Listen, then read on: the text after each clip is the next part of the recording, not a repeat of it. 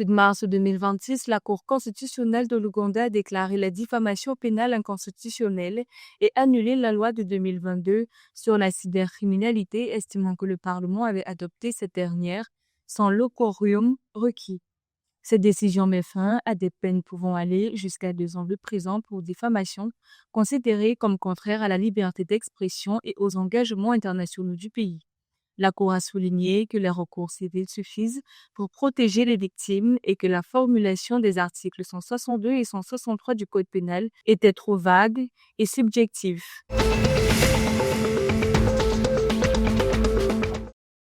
Le 18 mars, le gouvernement fédéral de Somalie a commencé à déployer des milliers de soldats de la force spéciale à Ramad dans l'État du Sud-Ouest, notamment à Barawe, Bour Akaba et dans le Bachabel pour renforcer son autorité.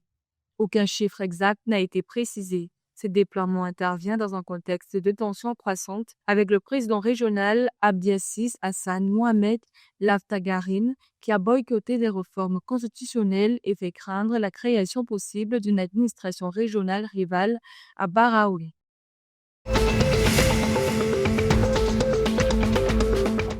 Le 17 mars 2026, la Commission parlementaire tanzanienne sur les infrastructures a appelé à accélérer la construction d'un réseau de télécommunications reliant la Tanzanie à la RDC et a alloué plus de 70 milliards de shillings à la modernisation des centres de données.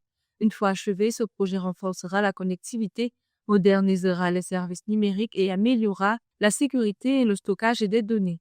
En septembre 2025, la Tanzanie comptait 56,3 millions d'abonnements Internet, soit une pénétration de 82,6% de la population.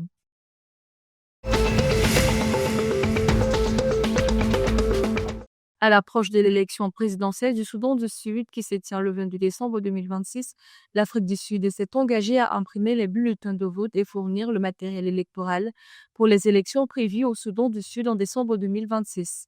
Cette annonce fait suite à une rencontre entre le président sud-africain Cyril Ramaphosa et le président sud-soudanais Salva Kiir le 18 mars, centrée sur les préparatifs électoraux, le soutien technique et la coopération économique.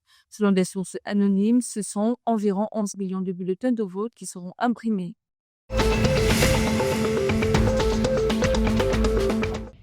La deuxième édition du Kigali Fight Night se tiendra le samedi 28 mars au centre de convention de Kigali, réunissant les meilleurs boxeurs du Rwanda, du Nigeria, du Kenya, du Cameroun, du Gabon, de Tanzanie et de la RDC.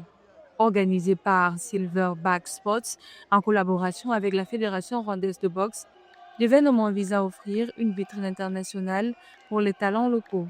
Selon la fédération, cette initiative contribue à développer la boxe professionnelle au Rwanda et à positionner Kigali comme une destination sportive et de divertissement en Afrique de l'Est.